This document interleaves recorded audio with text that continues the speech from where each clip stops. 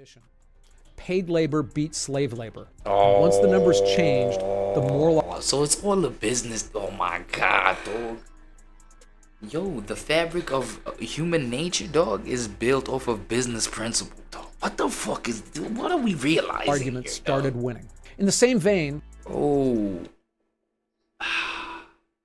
And I hate admitting this, but I keep saying it, bro. Money is G-O-D. Bro, come on. Let's be real. Money is G-O-D. That's a fact. And because, you know what I'm saying, when we talking money, we talking something that, you know what I'm saying, something that manifests, especially when it comes to the continued manifestation of money. We need business principles, you know what I'm saying, in terms of doing it legally. Feel me? In terms of like having or producing income in terms of financial material, you feel me? Or financial flow of things. It's like we need business. We need business to operate so that that can happen, so that that can be our experience, right? So if money is G-O-D, dog, we need to keep it the highest like thing that people would fucking kill for, you know what I'm saying, murder for, you know what I'm saying, everybody would do anything, bro. You like enslaved the whole, bro. You have to exhibit, like, in my opinion, you gotta exhibit some sort of like psychopathic antisocial tendencies, dog, to be somebody to be like, nah, I don't give a fuck about what goes on in this human being's life, bro. You know what I'm saying?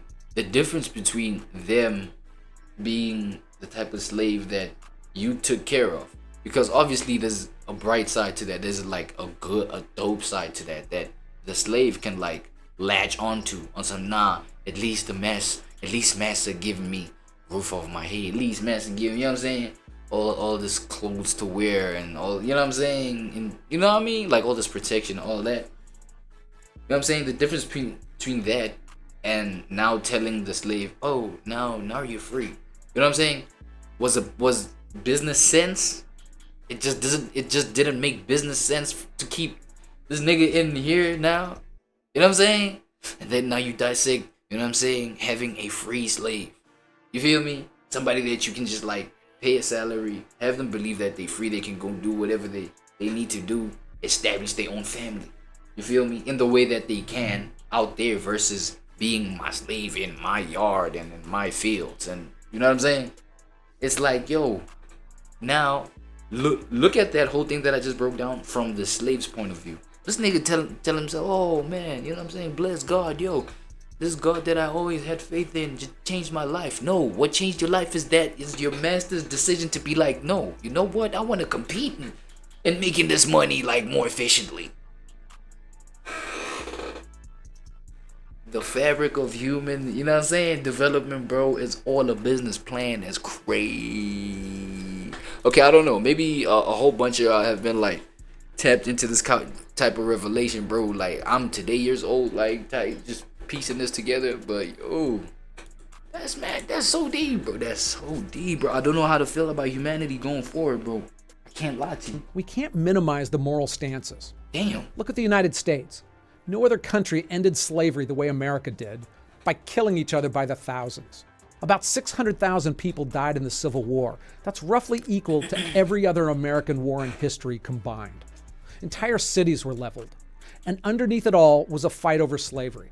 Now, I know that there are some who say that the war was fought over economics or other reasons, but it's just historically wrong. The South fought to preserve slavery, and the North fought to keep the country together without it. Every other rationale was downstream of that reality. And in America, Abraham Lincoln is known by everyone for being the pivotal man to make that happen. But worldwide, no human being deserves more credit for ending global slavery than a man I'm kind of ashamed to admit that I hadn't heard of before, William Wilberforce. He was a short, sickly British politician who spent 20 years hammering Parliament to end the slave trade. Every year he introduced a bill to abolish it, and every year it failed. But he kept going and organized and led boycotts. He changed... To abolish it for what? You know what I'm saying? For his business interests, the political culture of the most powerful empire on earth.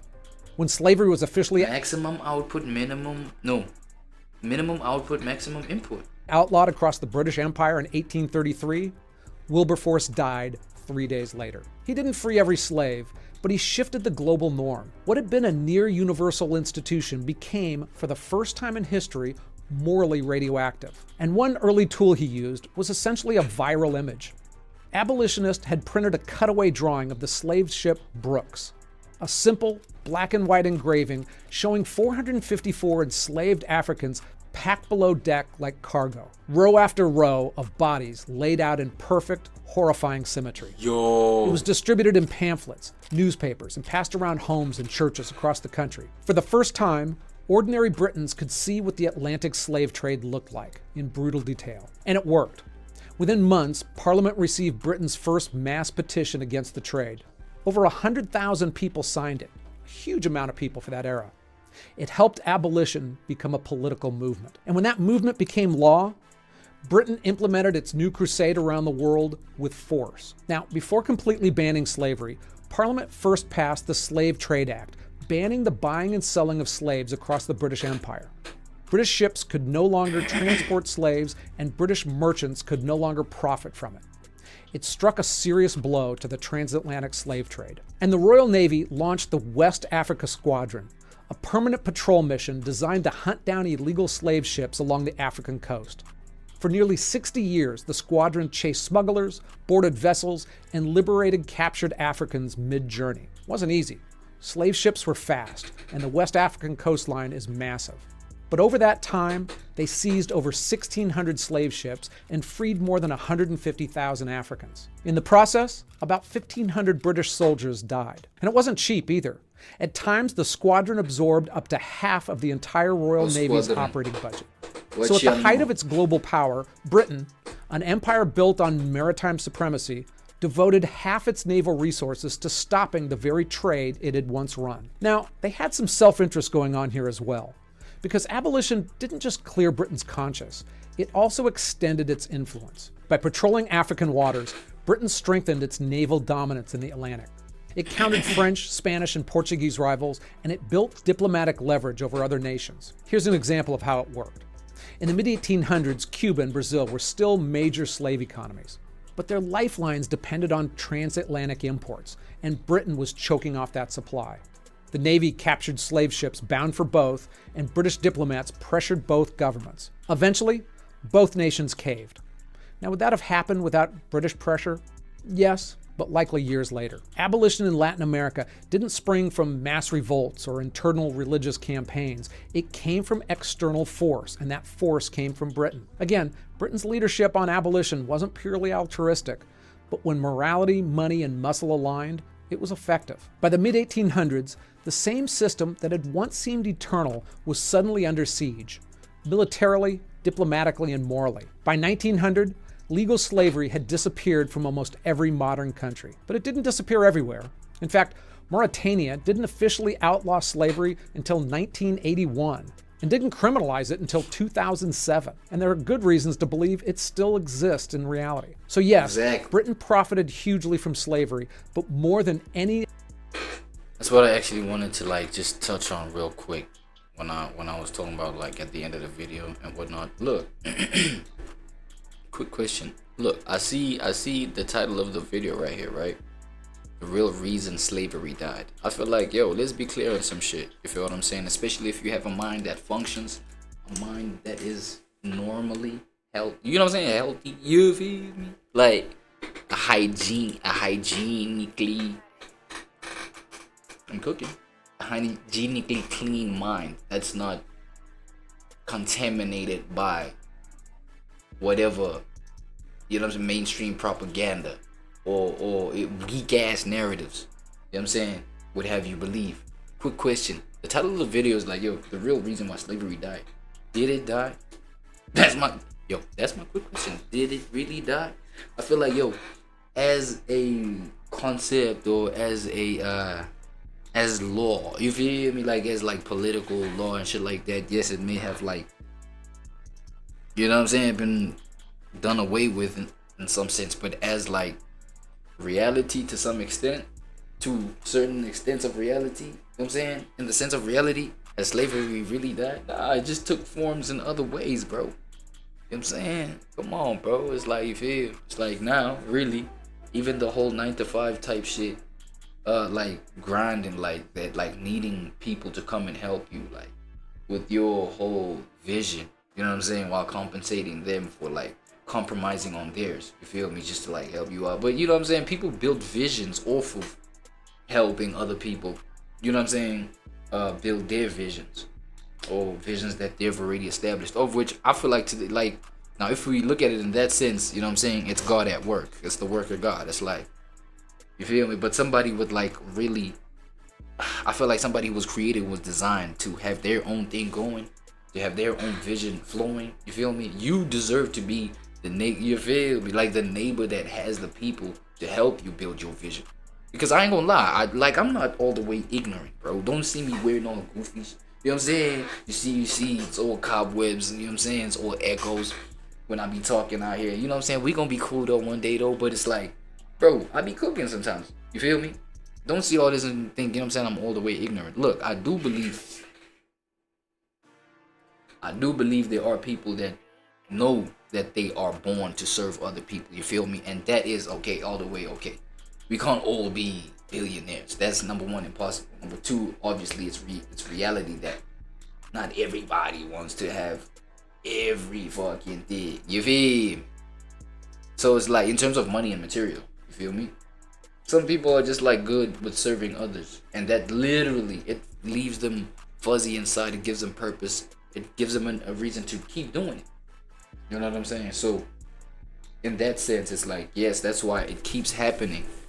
But now you get people that like, bro, I'm talking about when it happens at a level where the top 1% of earners, or the top 1% of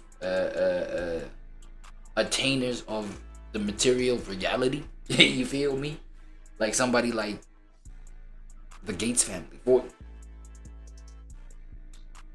for example. You know what I'm saying? For instance, the Gates family pulling up on some, yo, we have this new contraceptive that's gonna like prevent child pregnancy for the next 8 years. You feel me? So now we're promoting like, y'all females can go crazy, dog. Y'all can be sexually liberated, and you know what I'm saying? We're for that. We're for you. It's like, bro, at that point, like, what the fuck is we doing, bro?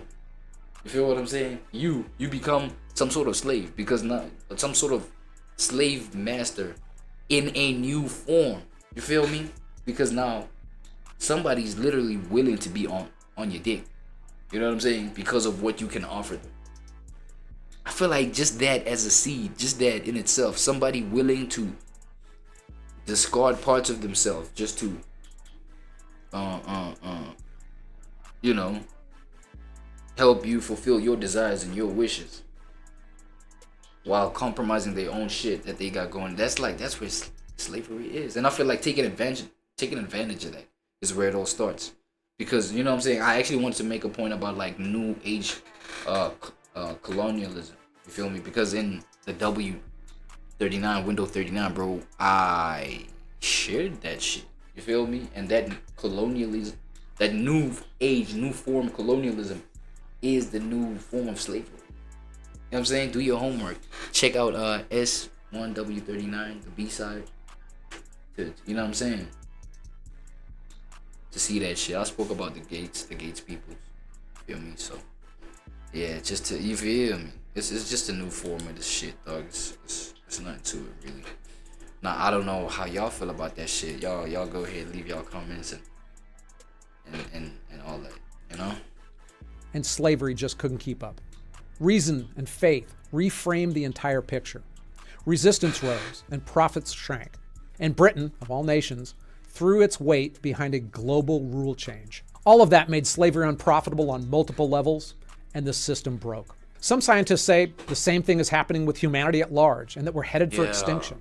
Now, I'm not sure if I buy that, but the whole population crisis that I heard about all of my life, that's not happening anymore. The world will soon be losing people, and for some countries, like South Korea, it's a serious problem that they don't know how to solve. South Korea is losing people? Hey, thanks for watching. If you made it this far, I think you're in the right place, and I hope you come back. What's going on with Asians, bro? I'm not gonna lie, bro. People out there are going through it. You feel me? And like, speaking of Asians, bro, There's this perception